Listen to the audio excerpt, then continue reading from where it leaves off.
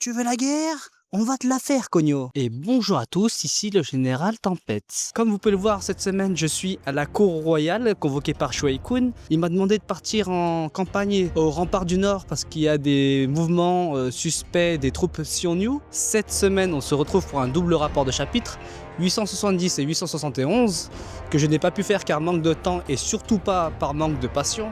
Donc après le tour de force d'Ohon qui a repoussé les troupes surprises d'Enkan au nord, il semblerait que ce soit au tour de Muten de déjouer l'un des plans de Riboku.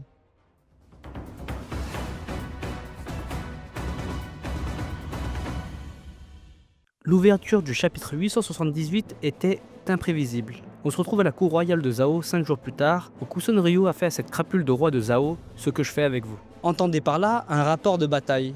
Kuson Ryu explique que Riboku fait des mains et des pieds pour repousser l'invasion de Qin, ce qui ennuie le roi Sen. Arrête de parler mandarin, on gagne ou on perd? Question à laquelle Kuson Ryu, représentant de Riboku à la cour, répond que si Zhao tient encore debout, c'est grâce à la myriade de plans que Riboku a échafaudés.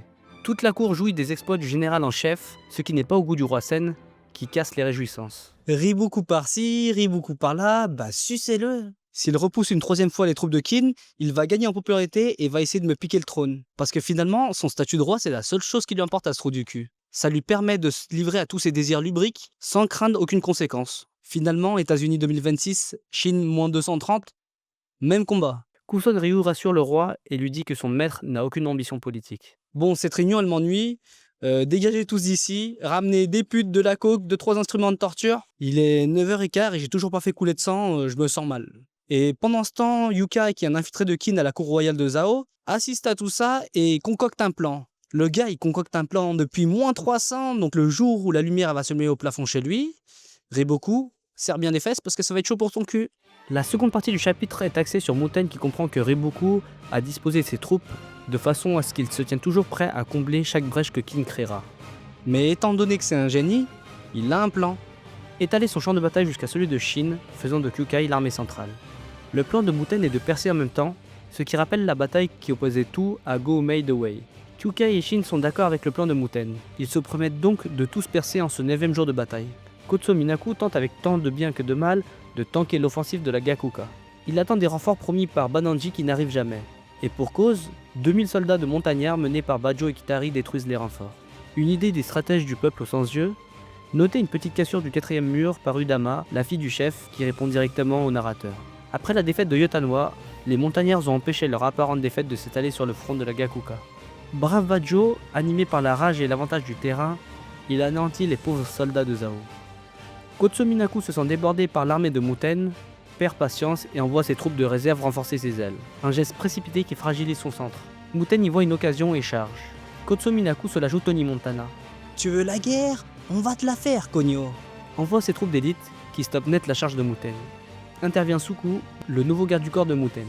Pour rappel, il a été débauché de l'armée de Mubu par Aizen. Il est dit puissant et intelligent, il a le droit à son premier dialogue et il apporte la brutalité qu'il manque à la Gakuka.